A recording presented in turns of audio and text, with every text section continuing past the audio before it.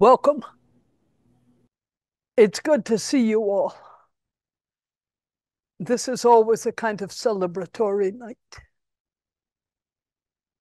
And when we collect here for these Christmas stories, there's such a beautiful memory of us all gathered in my living room 35 years ago for Aaron's first Christmas story.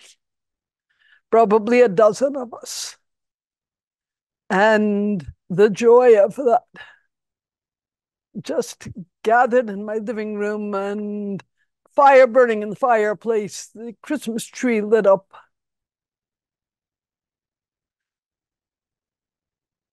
So it's good to see many old friends and people from all over the world also. We have a little bit of a different program for you tonight. It's no longer just Aaron here. We have Yeshua, Ariel, and others. And everybody seems to want to participate in the Christmas stories. Aaron started these with his own personal memories of being a boy on that first Christmas Eve in the hills outside of Bethlehem. Well, now we've expanded a much larger history of who we are and why we're here. So I think Spirit is going to pull a lot of that together for us tonight. As we started, and I was sitting and meditating, just challenging and holding the space, and I felt this beautiful body of spirit. Some of you must know that beautiful song, "May the blessings of God rest upon you. May God's peace abide with you. May God's presence illuminate your heart now and forevermore." They were singing to all of us. I could hear it. I knew you probably couldn't, but they were there, definitely singing to us. And Spirit is rejoicing that we're gathered here. Colette is going to be leading this with me. Thank you, Colette. Very grateful for your presence and participation.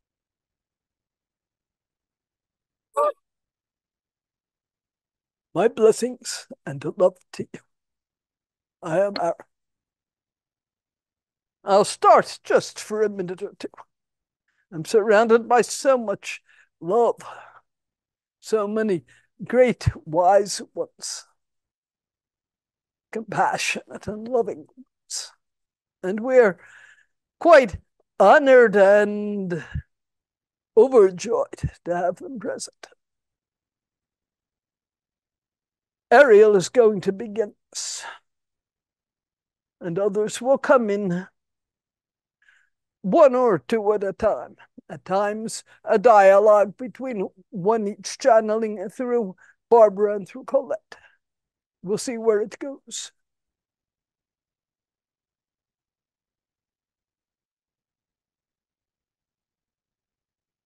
At the end, I will share that Christmas story that I told back in 1989, and that's in the book 47 Stories. So we'll close the evening in that way, with the sharing of that story.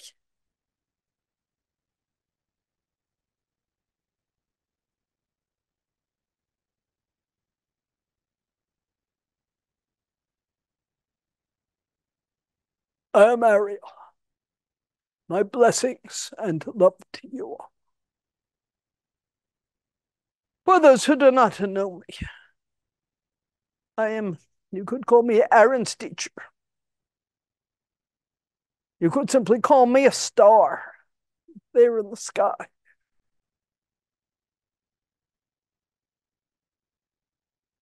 I'm one of the so-called guardian angels of the earth. Those of us who saw the need, use, to help support a very highly positively polarized planet. Grounding light into this planet from its conception, and yet deeply honoring free will. Those of negative polarity may come. So we're grounded in positive polarity, and yet grounded also in free will choice. This is the whole basis of Earth experience. First, you are connected to the one. You come out of that so-called garden into the idea of a separate self. But of course, there is never any real separation. But here is the idea that each individuated spark of the one has. I am a self. And you need that idea of a self. Because the Earth experience is one of choosing love from free will choice. Not an imposed positive polarity, but the choice of positive polarity. By positive polarity, I mean that which comes in spaciousness and light, deeply committed to the highest good of all beings.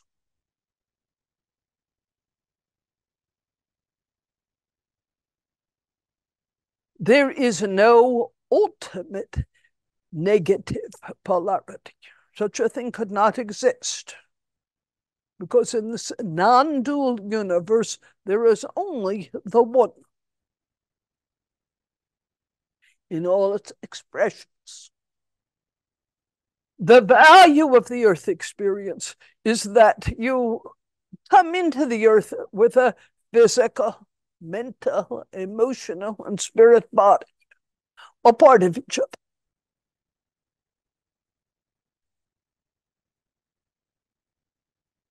There will be pain, discomfort in the heavier bodies, body pain, mental agitation, heavy emotions.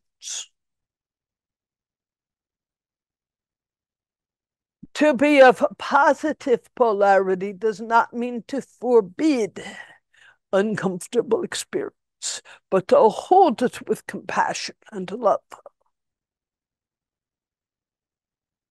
So this was the original intention of Earth, which Earth's multitude of planners put together, that beings might come here in whatever form and hold the intention for the highest good.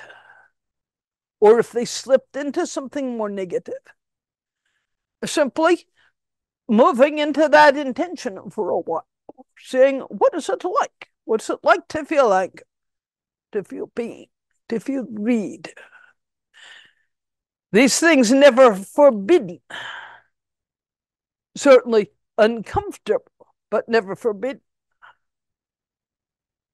Each being having the opportunity to explore polarity and make the free will choice, and in making that choice, to ground light more deeply into the earth. What a beautiful idea. Painful, yes. Now, I have never been you. That is not my role. But I see your pain, and I have compassion for your pain. But I ask you to hold the deeper truth of non-duality.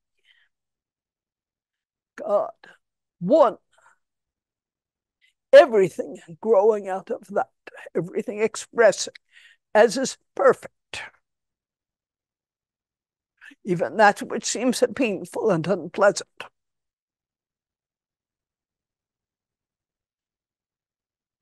So Earth was created with this idea, this purpose, to become a deeply held ground of light, light grounded through your free will intentions.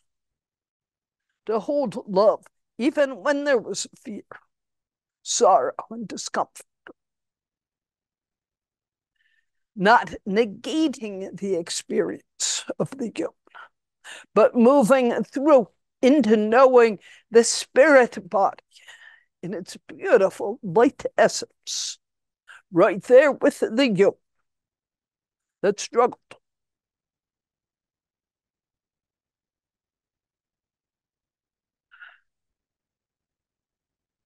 So I am speaking to you here as Ariel, one of those guardian angels of the earth who helped to co-create this plane. And then from the guardian angels, there were those who more or less shaped what were the different humans and trees and insects and all the different forms on earth. How would they be? How would they move into the best expression to experience this earth plane? And it was planned that you would have these heavy bodies if there's going to be a physical body. And you will stub your toe, there's going to be pain. If somebody goes against your will, negating what you say, there's going to be some emotional pain. The question is not whether it will be there, but how you will deal with it. Whether you can find the place of deepest truth and compassion in your hearts. So that's the start. We're going to go from beings that have never walked on the earth, then on to those who have. So that's our progression for the evening. Here I will turn you over to my beloved friend, I am that I am, who you may think of as somewhat of a higher self of Yeshua. Yeshua being someone who came in human terms, human body and experience, knowing his light, knowing his truth. And yet, Yeshua was not the whole of that divine essence. I am that I am is not the whole of it either. But just as each of you has I am that I am is not really a higher self. It's something greater. It's more the core essence from which Yeshua expressed. It can explain itself further if it wishes. I do not say it is not masculine or feminine. But I thank Colette for bringing I am that I am forth. And then we're going to hear from others. Moving on to the human then. To Anna, Yeshua's grandmother. To Yeshua, to Aaron. Others who may show up. We'll see who comes. I am Ariel. I hold you with love and with light, with blessings of this celebration of his birth and of the bringing of light onto the earth. My friends, my love to you. I am that I am. And I wish to change this to gallery view. I can see you energetically, but I so love to see faces, humans, auras, energy bodies, each unique and beautiful. So when I say I am that I am, I could also say to you, you are who you are. And so who are we? In essence, there is only one mind, only one consciousness in the whole creation. So I invite you to think of yourself not just as this human walking through this earth plane, which can be very difficult at times, but to remember that you are also the creator. Neither of us the full aspect of the creator, but nevertheless, you are the creator in this more, let us say, defined experience, defined form. But what would it mean if you began to think of yourself besides just this body, this history, as this being incarnate on the planet that is at the mercy of everything that seems to go wrong on this planet lately. But not just that, but what would it be like if you said to yourself, ah, so I am a creator, a spark of the creator. If you thought of yourself that way, in which ways would you create? And I like to use the term co create because all is co creation. As you invite, as you envision, as you express, the energies of those around you, not just human, but the plants, the molecules, the water, the wind, it all dances with you. You are not alone in any way. You may look at your life and the circumstances and the difficulties in the world and say, it's nice to think that we're the creator, but look at what's happening. Obviously, something's going wrong here. But part of the challenge at the ultimate level, I am not talking just the day-to-day level, is for you to begin to know who you are. And how will you live when you know who you are? Because there are many that will speak tonight, I will not speak longer, much longer, so that others can come share the dialogue. But I encourage you to change your view of yourselves and also to realize you come from a great lineage, just as you think of, say, a royal family and it has generations going back and back and back and all this history and tradition and relationships. Each of you here comes from a spiritual lineage. At some point, perhaps we may talk more in depth about what that lineage is. But know that you came with purpose. You are not just this face you see in the mirror. You are not just this being with this particular history or challenges. You are a creator. You can immerse yourself in that heart of creation. You can envision peace. You can envision abundance. You can envision all kinds of things that would be meaningful to you. And know that the energy that you put behind that is not wasted. It is not lost.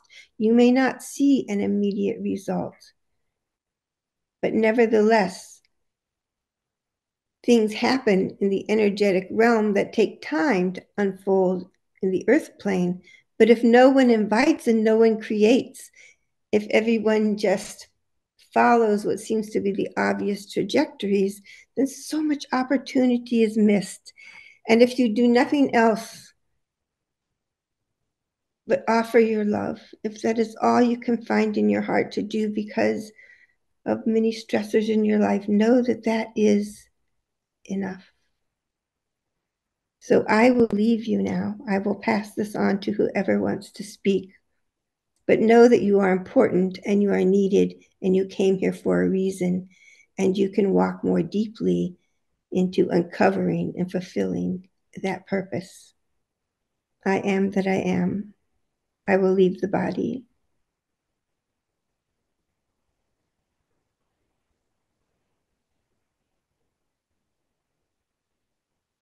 And you have called me,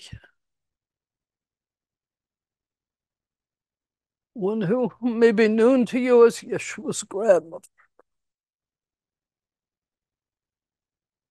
A few of you have met me before through Barbara, others not so.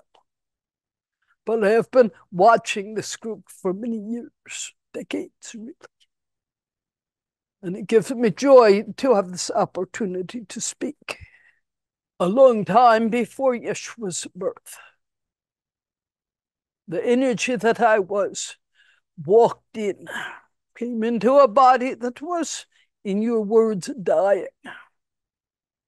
Welcomed into that body. I did not cause its death.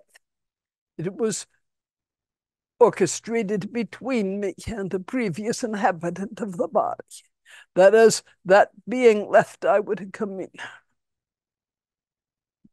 It took me a long time to familiarize myself with the human experience. It's hard. We watch. But we have no real idea what it's going to be like until we come into this body that feels pain and sadness and confusion. It took me a while to remember who I was and why I had come.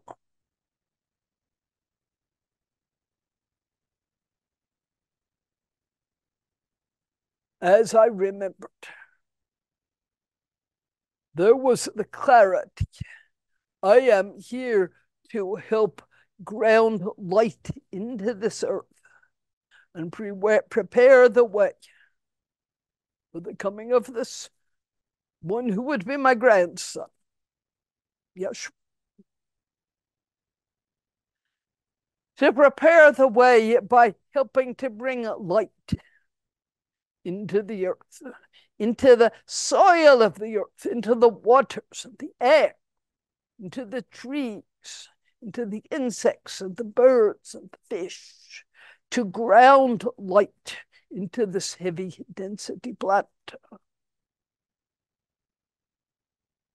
That high vibration was needed for the light conception, which we understood and practiced, for the light conception that would follow.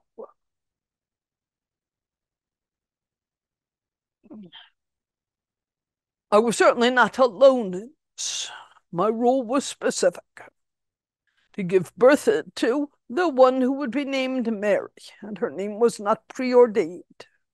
To give birth to her, to teach the light conception practices that I had learned on the inner planes.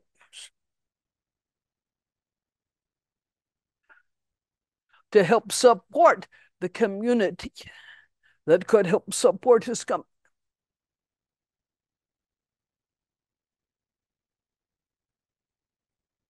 It was, my friend Ra says, every honor is a responsibility. Every responsibility is an honor.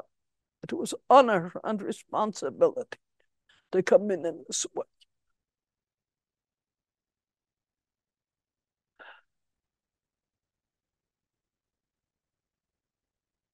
It broke my heart at times to understand the heaviness of the human experience. And it brought me to a soaring height to understand the joy and wonder of the human experience.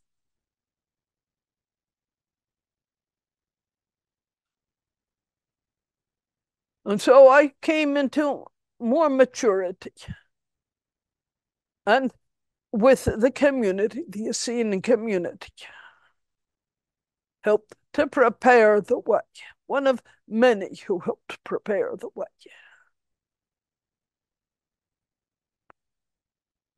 These so-called mysteries of light conception, the mystery that was part of the resurrection, all of these were learned skills,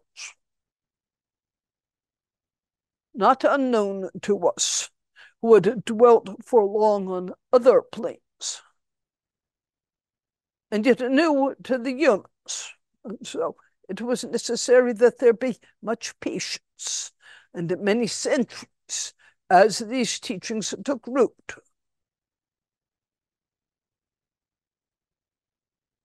I shift here now a bit from my story to that of a friend of mine,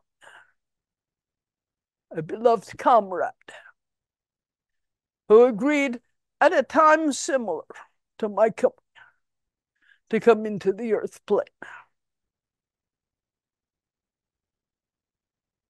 This being was of a, I can't call them a race, I'm not sure what you'd call them, a group known as Melchizedek.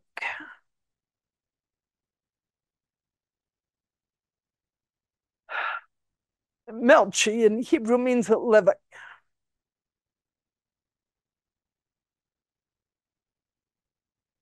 Tzadikim in Hebrew. They're male and female beings who are servants of the light. Zedek means righteousness. It's a combination of these terms. The Melchizedek are an ancient, I cannot call them race. They're not a race. They are not, for the most part, physical beings, although they may come into physical form.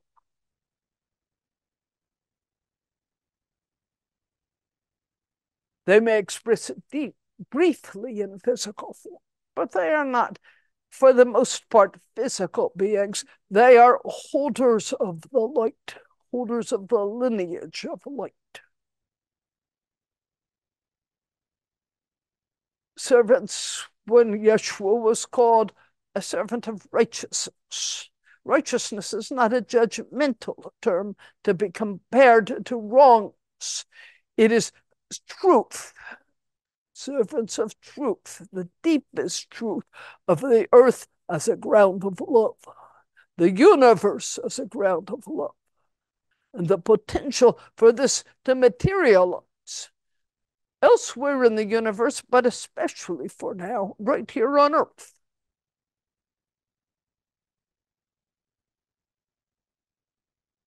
So this friend, some called him as a nickname Saul or Saul.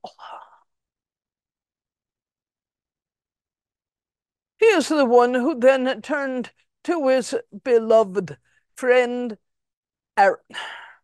At that time, 500 years of age or more, and asked him, will you leave that incarnation as Aaron and come in to help me on this plane to bring forth and support the ground and space for this teacher, for this beloved one who will come? And Aaron, of course, said yes. And within some decades, released the body of Aaron and came forth as the human Nathaniel, son of this. Barbara likes to think of him as she remembers him as an oak tree, a strong, vibrant being, yet flexible, moving in the wind, yet steady, with roots going deep into the ground, a servant of light, of the, I don't think we can say Melchizedek race. They're not a race. They are simply a form of being, ancient times, and always committed to bringing light wherever they exist.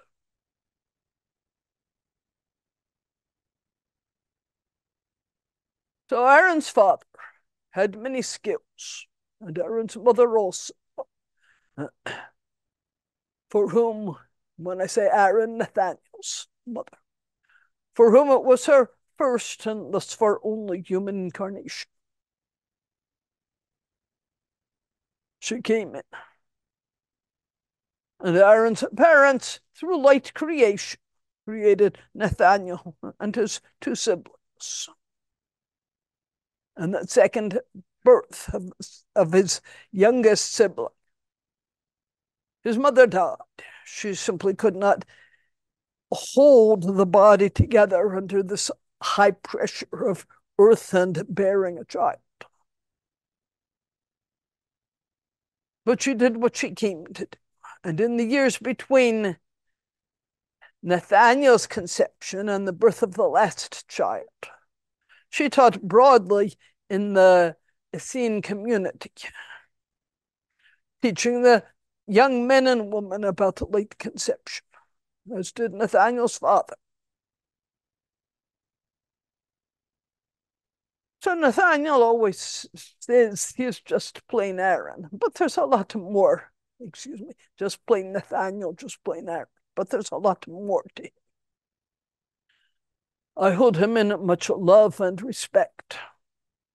And he also was a profound teacher, without which we could not have done the work that we did. Coming back to the Melchizedek, their intention was to ground light into the earth.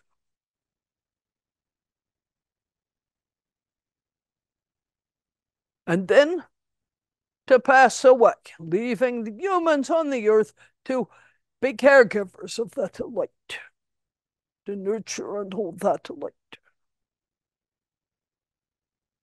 And so Nathaniel's father passed on, his mother passed on. But the energy brought with them remained and does remain in the earth. These beings, Melchizedek, I honor them also for the love and truth they are, and for the ways they serve.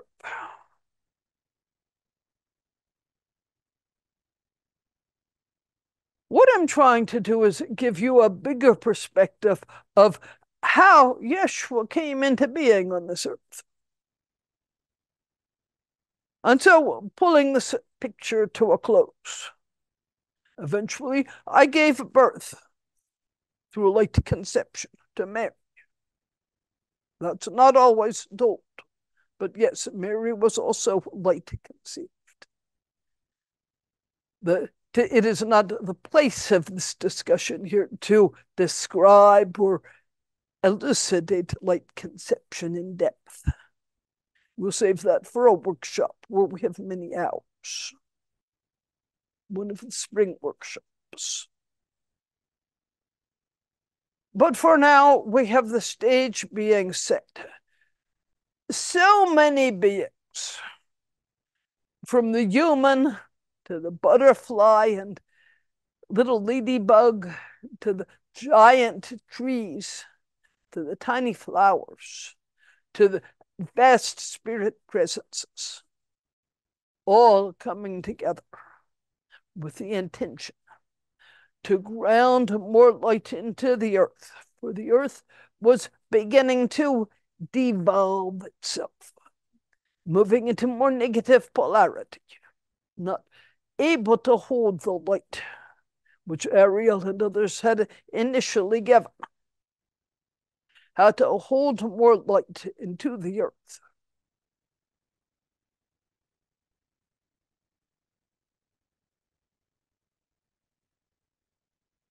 So many of you were there, opening your own hearts, remembering how to hold the earth and all the creatures of the earth with love, and how to forgive your own pains and sorrows, thus grounding compassion, granting in compassion, and deepen this love and light into the earth plane. And finally, Mary took birth and was raised with love, and it learned what she needed to learn to take it the next step further.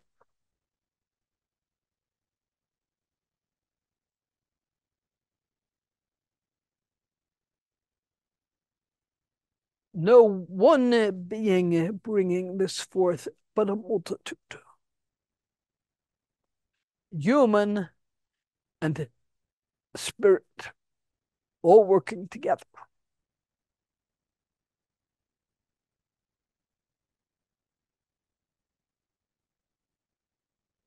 And finally, it was time for his birth.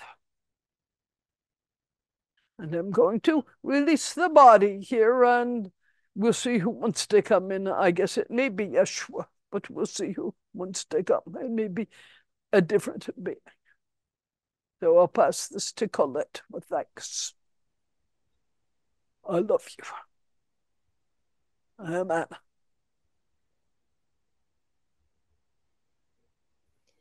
My friends, my beloved ones, I am Yeshua. So a few days ago, Barbara and Colette joined with us for a very interesting discussion of several hours.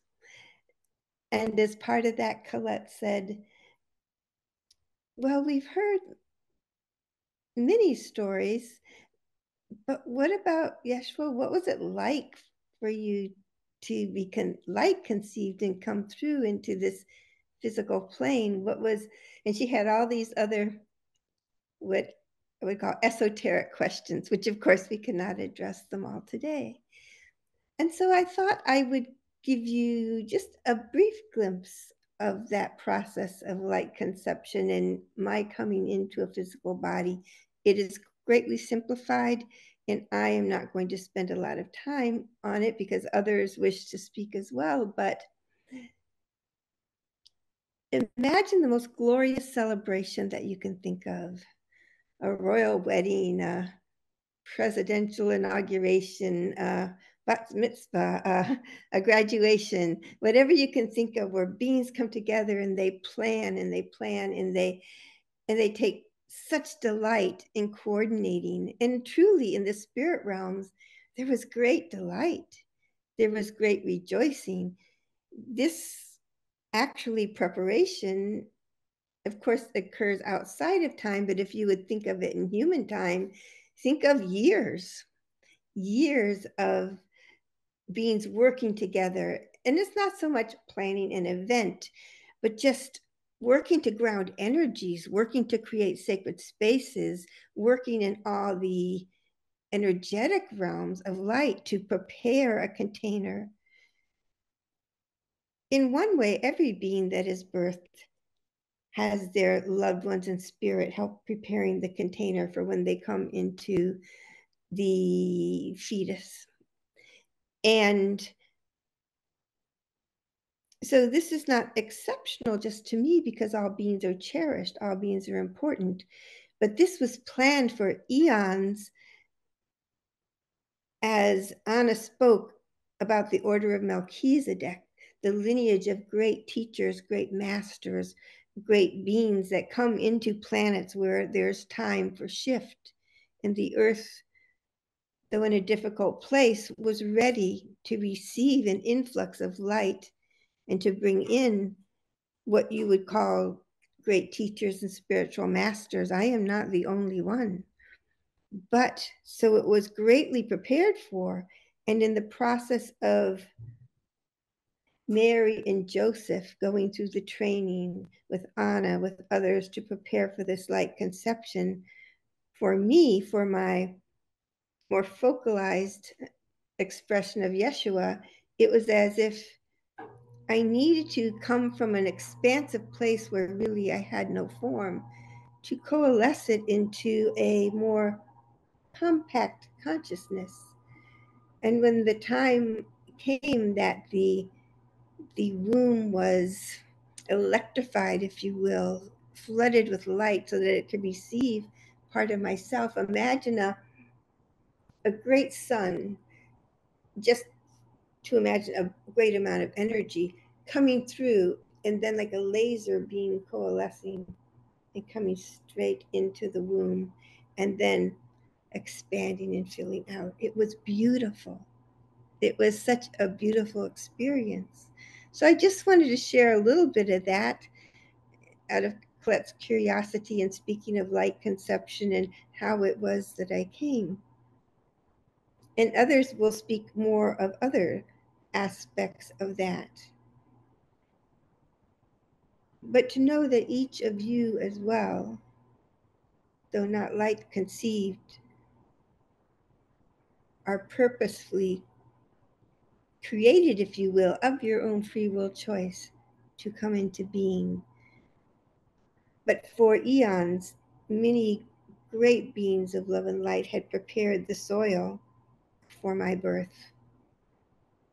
And when I came, I as Yeshua, into the womb, there was a great, if you will, flooding explosion of light.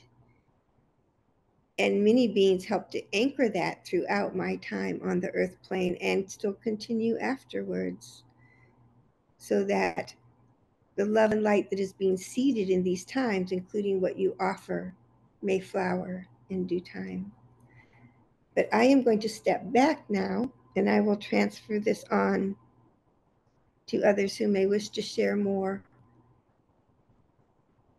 about this experience. My love to you, I'm Yeshua.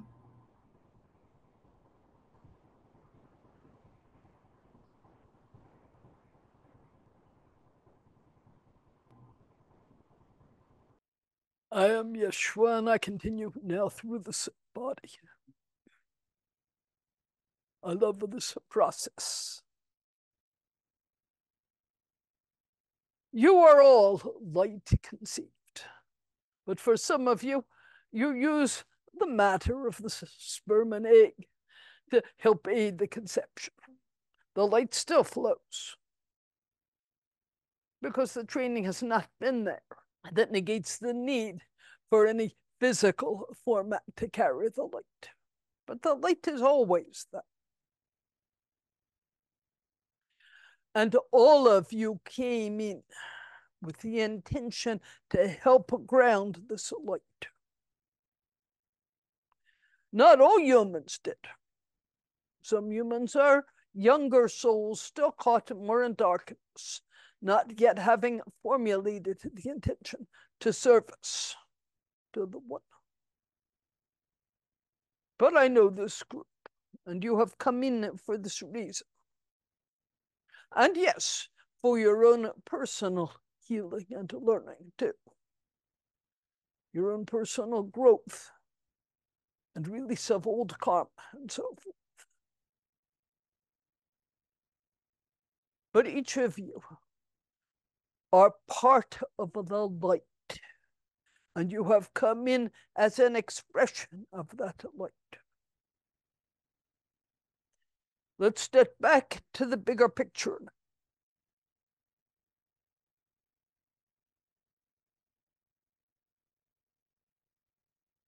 There is terrible suffering throughout the multiverse.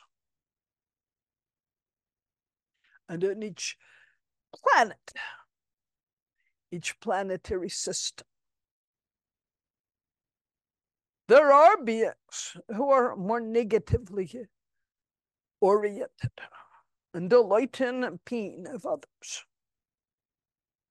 These beings have no ultimate reality, and yet they certainly can bring forth a lot of pain in the world around them. And then there are those of you. At Deep Spring, we've used the term bodhisattva. A bodhisattva in its classical form is a being who is fully awakened with no karmic need to return. But I consider a broader meaning of the term a being who, of its own free will, comes into incarnation in service to all beings and to the light and to love, to the one, the unconditioned God, goddess, however you would call it, the Father, Mother, divine creator. And each of you have come in with that intention. Certainly not to orchestrate it smoothly at all times, but with the intention. The earth is shifting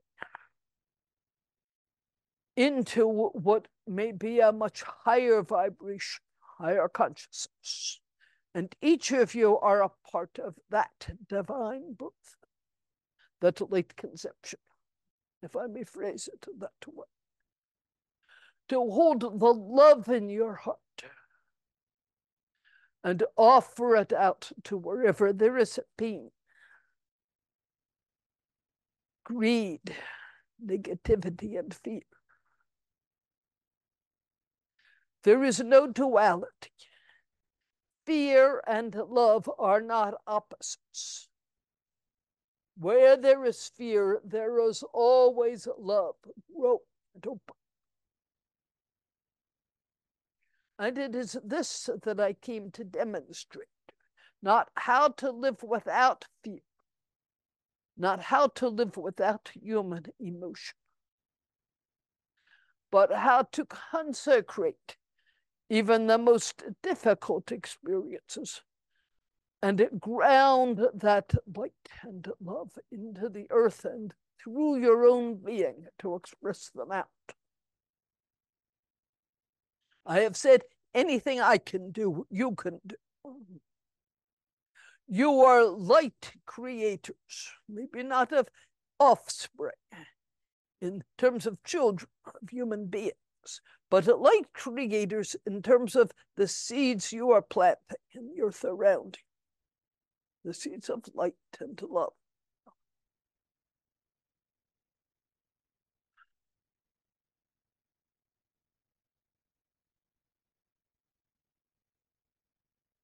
I spoke through Colette of what it was like to come in as a light created being. What was it like to live knowing who I was? And yet, part of me being just a boy. My beloved friend Nathaniel was one who always treated me as a boy. He knew of my divine origins, but he also knew that we all had such divine origins. He did not hesitate to scold me if I needed a scolding. I don't mean severely, I just mean correcting, helping me to express myself in a more loving way.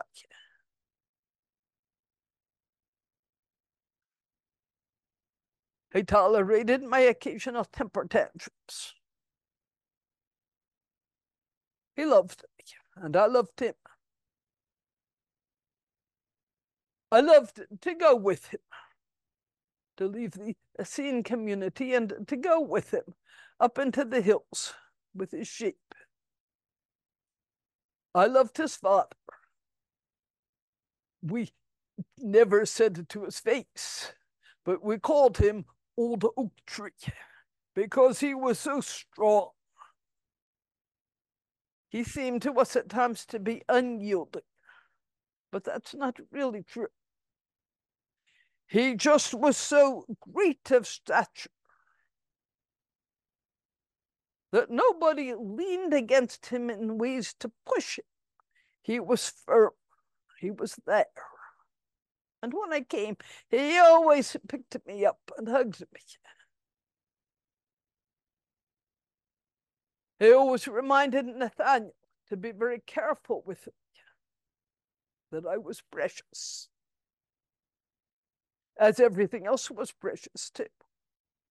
And he always reminded me to be very careful with Nathaniel, because I had great power. And he helped me to understand who I was and my power. I will always thank him for inviting Nathaniel into the incarnation, for raising Nathaniel, and helping Nathaniel to be my friend.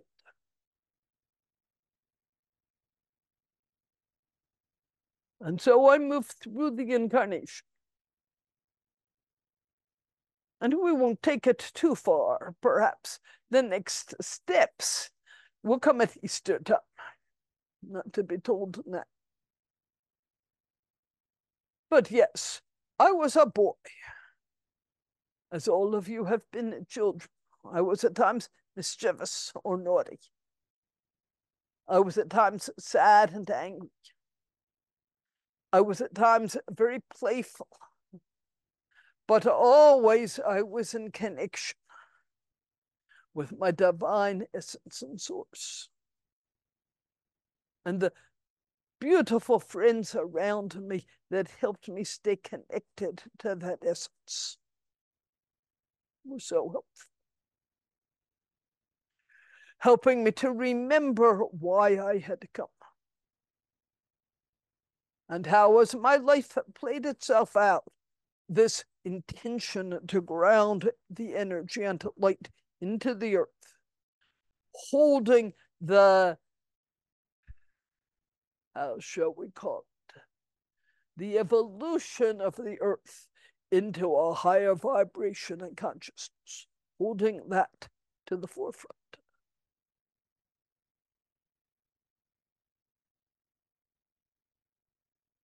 I am Yeshua, and I thank you. I don't know if I will come back in the body this evening, so I want to say one more thing to you. perhaps a bit out of order. As I am, you are. You think you celebrate my birthday, but instead you really celebrate the birth of light onto the earth, coming through each of you. Your own awakening into the deepest truth of your being, which is light and love. Each of you is an expression of our Father, Mother, Creator. And each of you is precious and vital in your role to plant that same light into the earth. So celebrate your birth this weekend. Your birth as light. I hold you in my heart. I love you. I am Yeshua. My friends, I am Mary. Not Mother Mary. She perhaps may speak at some time, but Mary Magdalene. So I was not present at the birth, although our families knew each other, and you know the story of how things unfolded. But I'm coming to you now, not so much to speak about details of any of Yeshua's life particularly, or my life even, but just to say, we are family. As others have spoken tonight, each of you are important. Each of you have a place, a role, something to contribute. And just as Yeshua's birth brought through a new era, if you will, and I am not just meaning historically, energetically, it brought his birth and all of the work of spirit and other things that occurred at that time opened, I like to call it a portal to a greater field of energy. Now, 2,000 years later, the earth and all beings on her are again at another threshold, another opening of another portal into fourth density energies.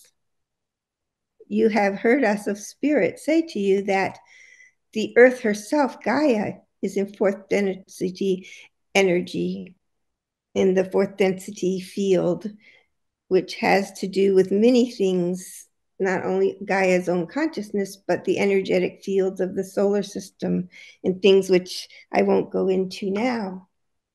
But now the earth is on this opening to this new threshold, a new portal. You have seen images of portals that open, and it's time to walk through that. And how do you walk through it?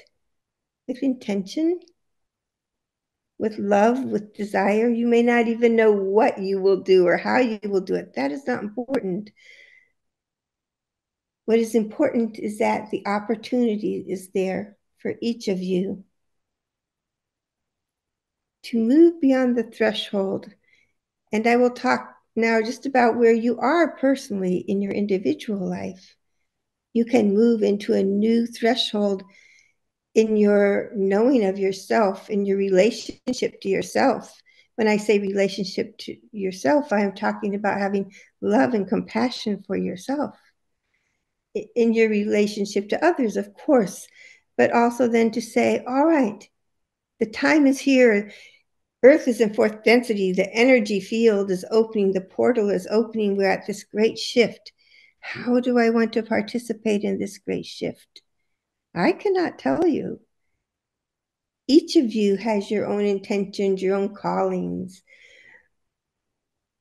And it does not mean that what you may bring, say, would be something earth-shattering, such as a new invention, zero-point energy, or all these other things get talked about. Maybe it is simply to take a little barren patch on the corner of your yard and make flowers. Maybe it is simply to pursue a line of study, to be of service. Maybe it is simply to quit beating yourself up all the time and taking your energies down.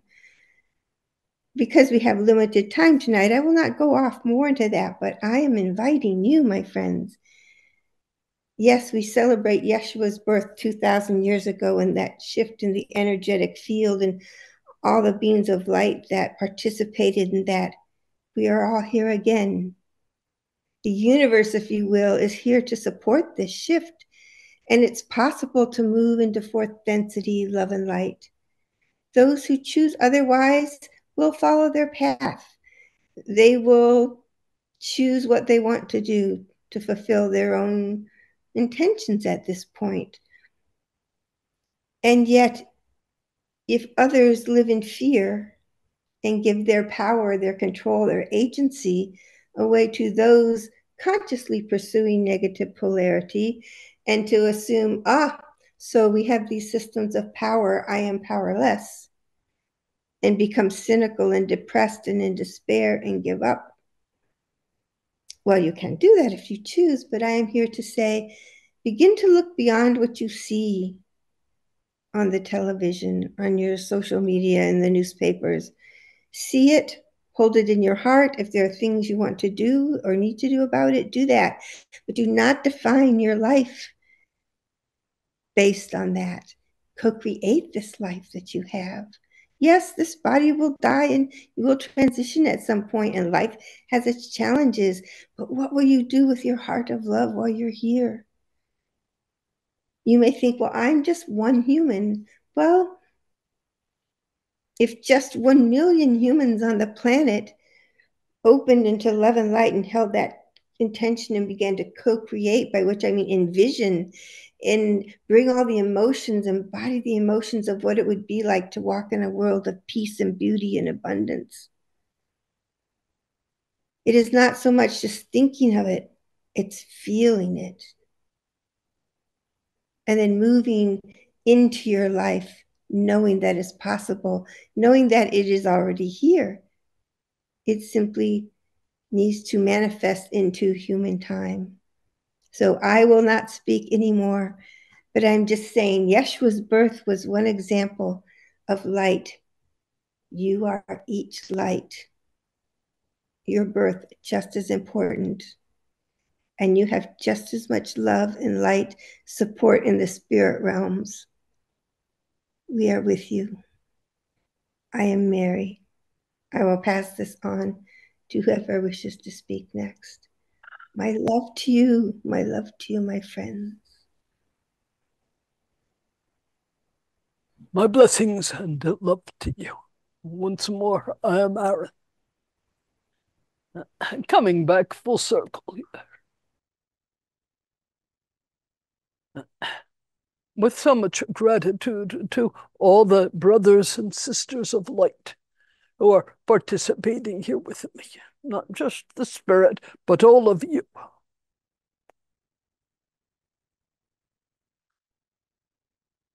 Mary made the suggestion that we are part of a lineage.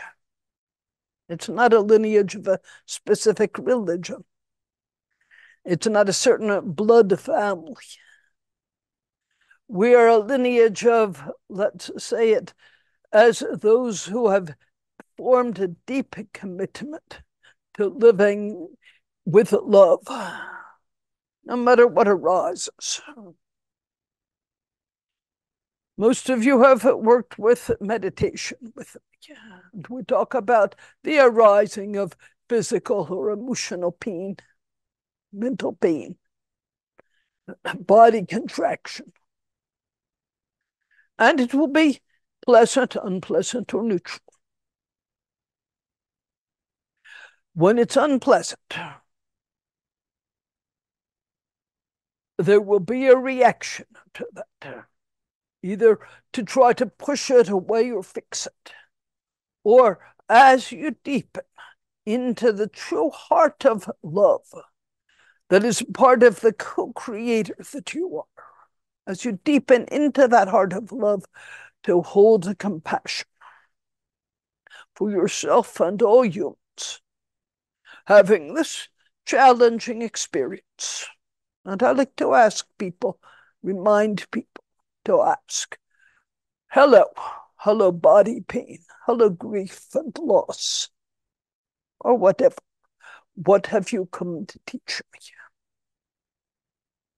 In what way, through my contact with you, may I grow further into the heart of light that is the truth of my being, and then deepen that seed of light into the earth? This is the free will choice with which each being comes. To know itself as light, to remember itself as light, and to know sometimes it simply is unable to hold that light, and it collapses into the darkness for a while. But always with the free will choice, eventually, mindfully, to see yourself dropping into the darkness, and again to remember you are light, you are love, and you have the ability to move it back, not just for yourself, but for all beings everywhere.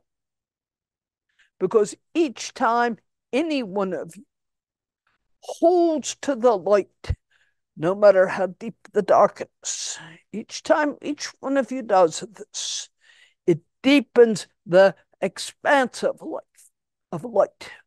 Now you ask me, Aaron, if everything is light, how can I deepen the expanse of light if it's already there, eternal, unlimited?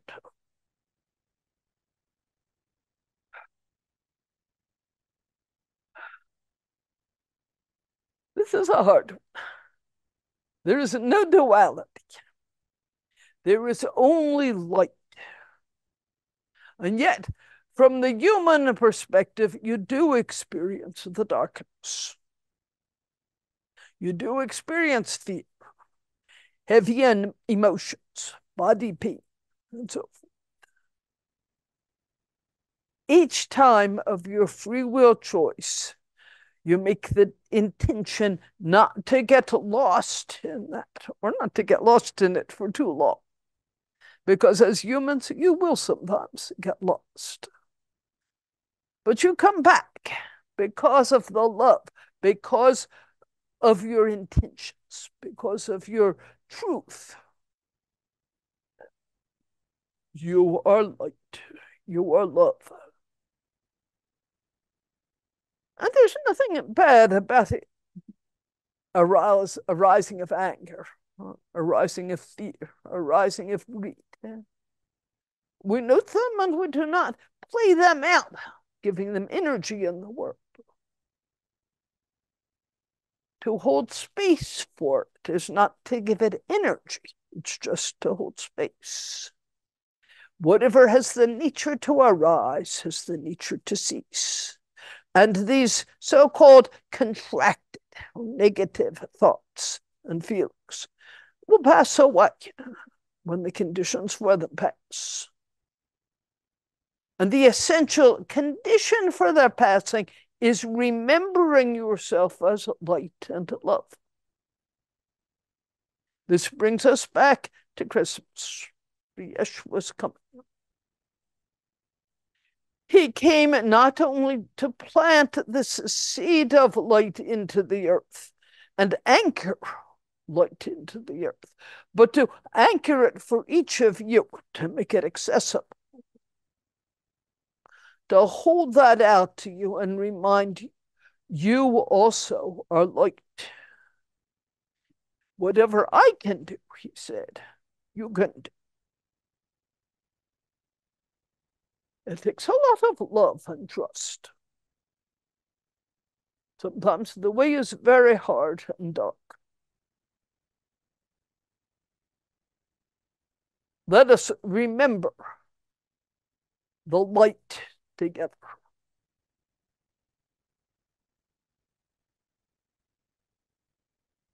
The divine, however you name it. For me, as an old Buddhist master, I think of it as the unconditioned, that which arises free of any conditions. that which exists, always.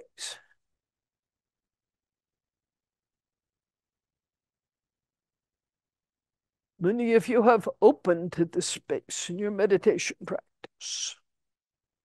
As the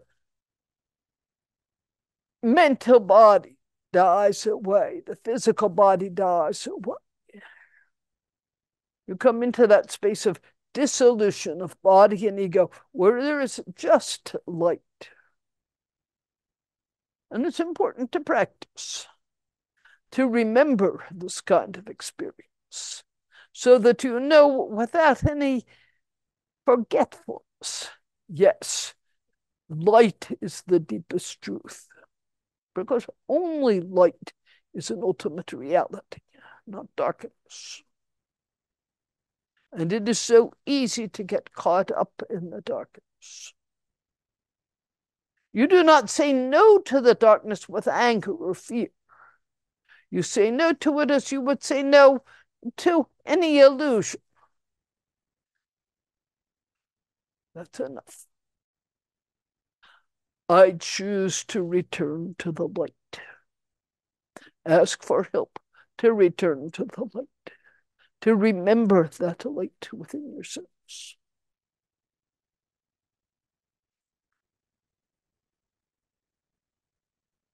So on the Christmas stories evening, I usually tell some stories, memories of Yeshua. I think the most important thing he taught me was to return to the light.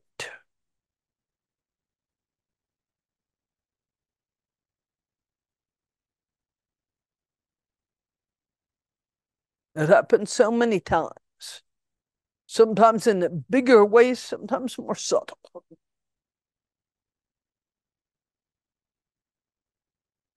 I was walking with him, and some of you have heard the story before. We heard people crying and went up into the hills. There was a leper colony there, and a woman giving birth. She was in much pain. The baby was not in a good presentation to come forth.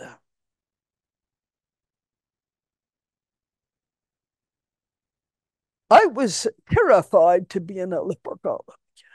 A lot of fear, negativity. He never would have forced me in any way. He never would have pressured me to do anything just to please him.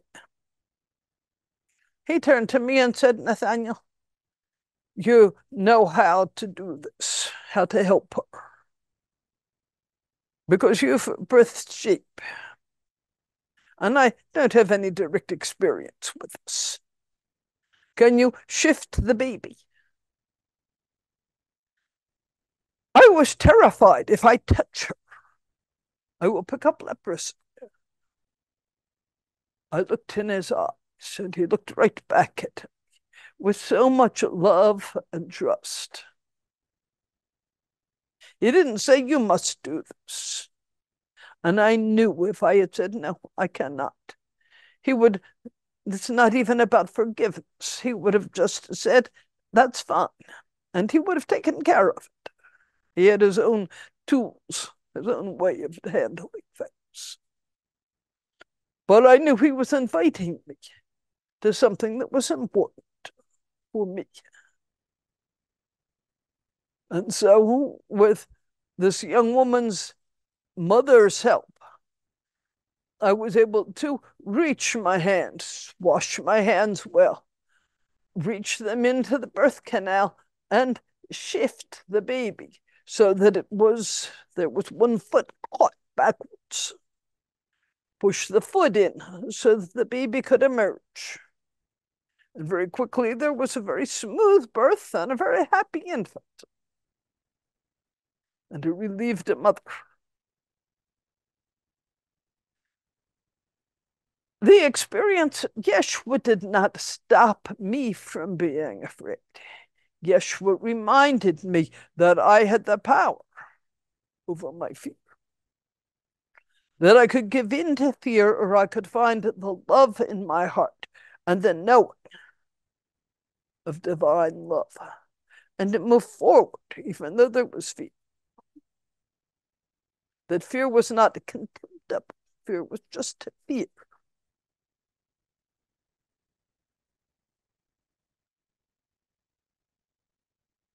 There was another time walking with him. Again, as I've told you many times, I did not walk with him all the time. I was not one of his disciples. He was my beloved friend, and I walked with him when I was able. We were set upon by brigands. They took our food, almost all our clothing, our sandals, our blankets.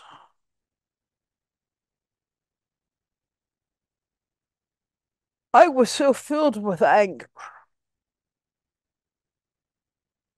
After they fled, I said, how could you just let them walk off? He said, how would I stop them? This was their intention. But they cannot harm us. They can only take our goods. I said, they can harm us. We could starve. We could freeze.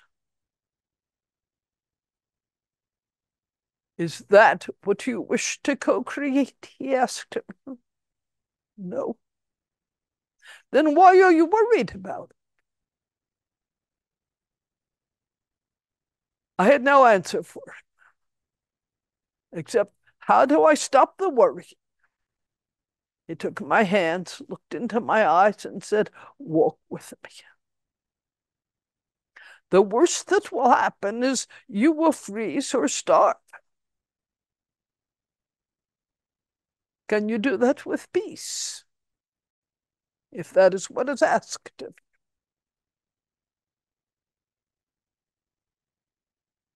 And so we walked on. We came to a place where there was some dry wood, and we were able to build a fire to warm ourselves up. No robes, but we lay on the ground with some fresh grass and slept for a bit. And with the dawn, we walked on.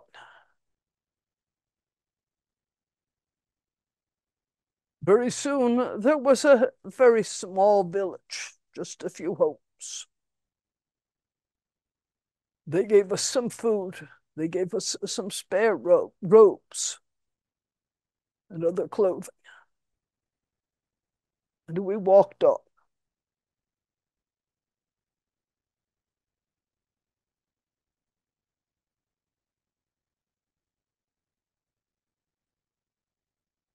Something shifted for me that night.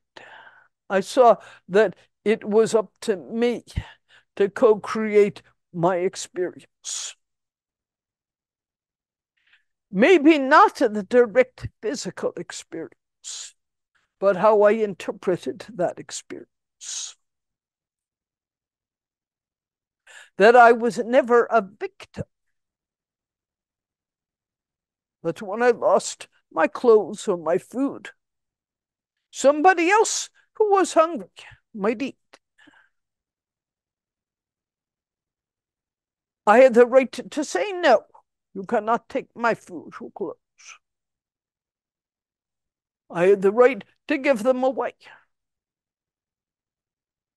They could not be taken from me. It was my free will choice.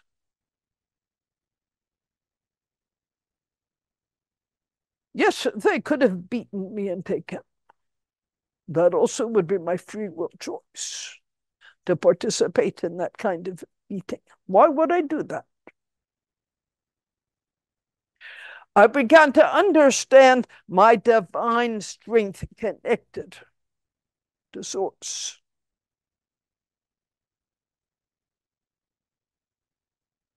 That day, with some food in our bellies, and some fresh clothes. We walked down the road. And what did we find? Some hours into our walk, these same men who had stolen from us, almost naked and without food, tied up, where they would surely have died if we had not come across them. They had tried to steal from someone else who had caught them, overwhelmed them, died, and left them, perhaps to die.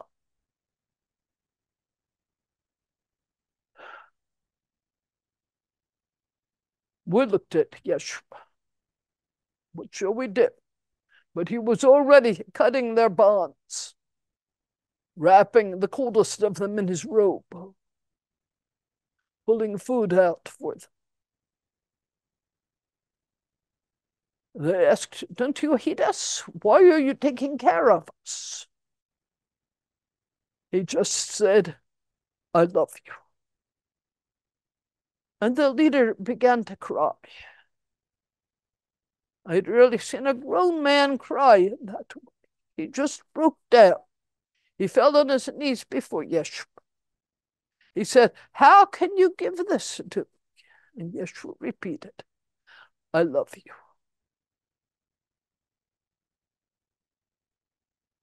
These people, I'm sure you've heard the Robin Hood story. They didn't really steal from the rich to give to the poor. They simply collected. They changed completely. They began to support the poor. We heard tales of them from time to time. How they asked of those who had plenty and said, "We're going to this place where people are starving. Do you have food we can bring them?" This is a way of bringing light. This is how he planted light into the earth. By taking from his compassionate heart, from his inner light, and reminding others that they had the same capacity, that there was always the choice, fear or love, that they had the choice to love or to hate, to be generous or to be compelled by greed. Free will choice.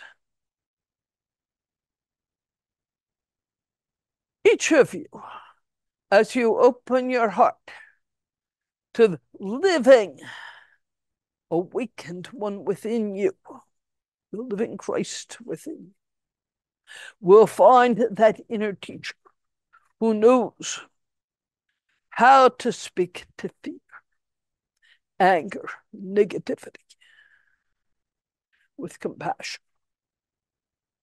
And as you do this, you are following up on his ministry, planting light into the earth, helping shift the earth into a high vibration,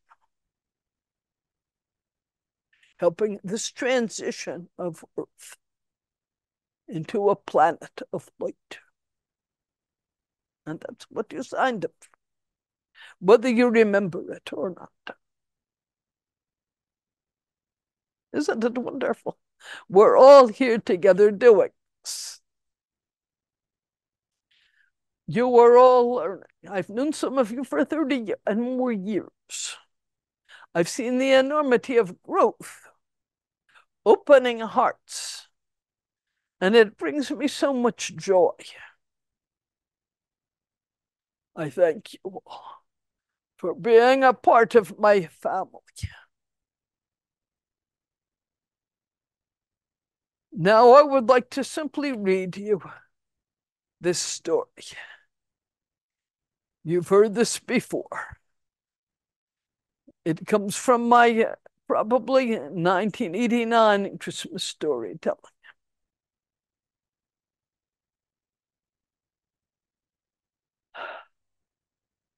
At the time of the birth of Yeshua, I was a young boy, 5 years old.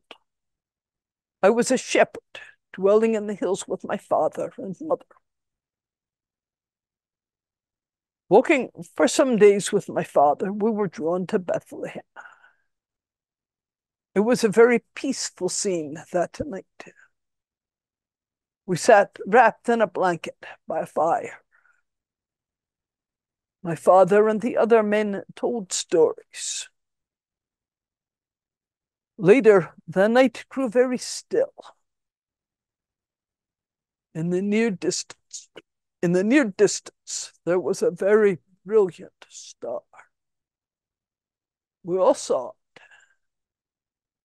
Below in the valley, some distance away, was Bethlehem. Never had I seen a star like that before.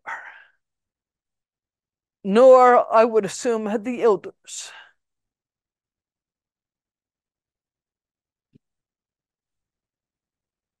There is a beautiful creature here crawling on the computer monitor. I don't know what he is. He's not a spider, though he has 6 legs. He's elongated in shape. And he's crawling over the page that I'm reading to you, as if he's searching in his heart to hear this story for himself.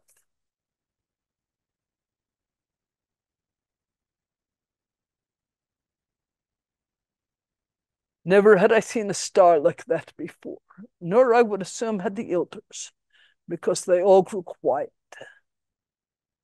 As it grew brighter, some felt afraid, but most felt a deep sense of peace and wonder. You have seen how a full moon shines on a snowy place, the way everything seems lit up. That star did the same thing. The whole scene seemed lit in the distance. There was such a deep sense of peace, such a brilliance to the light, and music seemed to fill the air, not heard with our ears, but with our hearts. Through all the lives I've lived, including time spent in between lifetimes, it has been enough for me just to remember the love and wonder of that moment. It seemed that a doorway between heaven and earth had briefly opened, and that some of heaven was pouring through to the earth. We were drawn by it as by a magnet to descend the hills and approach the town. We did not go all the way, but stood on the hill, perhaps a mile away. It was a night unlike any I have ever known before or since. The air was filled with angelic presences, which in itself is not unusual. The air is often filled with spirit, loving spirit. What was unusual was the strength of this being who was coming through to earth.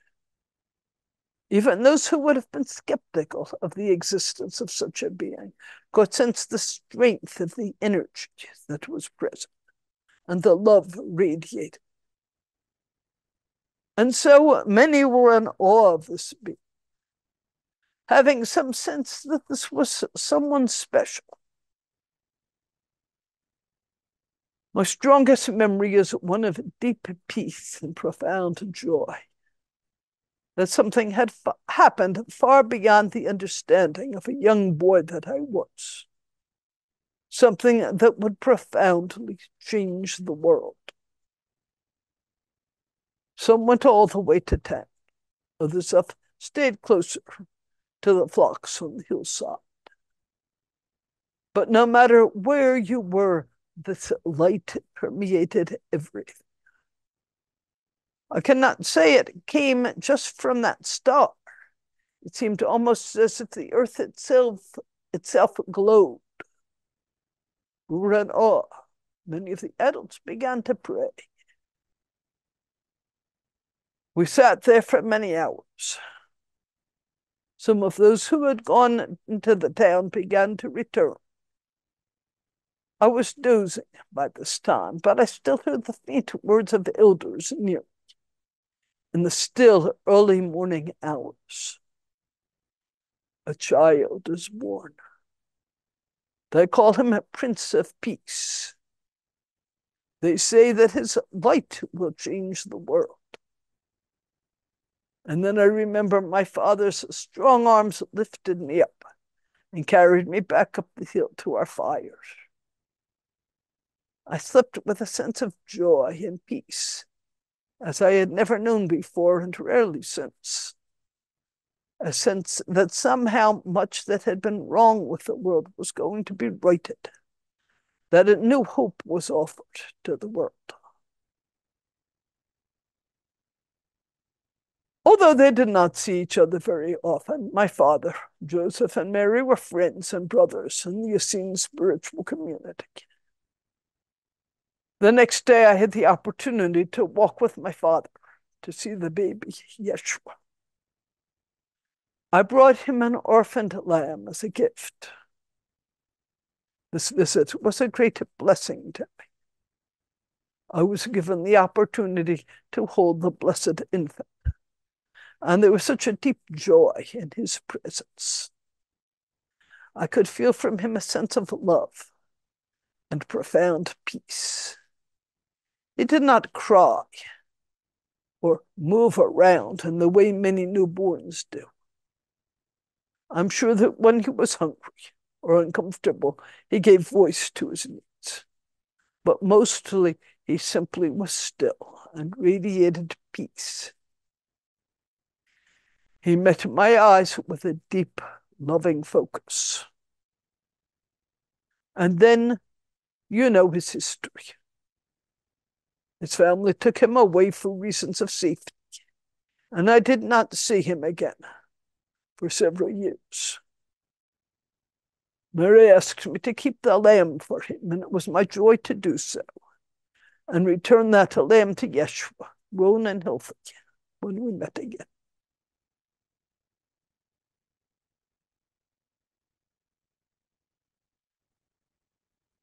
May you have all the joy of this dawning of light within you and through the world. May you be an instrument of light, as you came to be, of compassion, of awakening.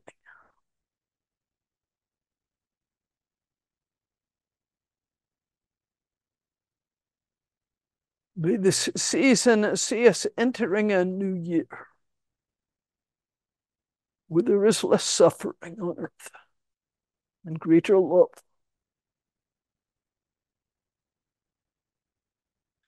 I am Aaron. I thank you.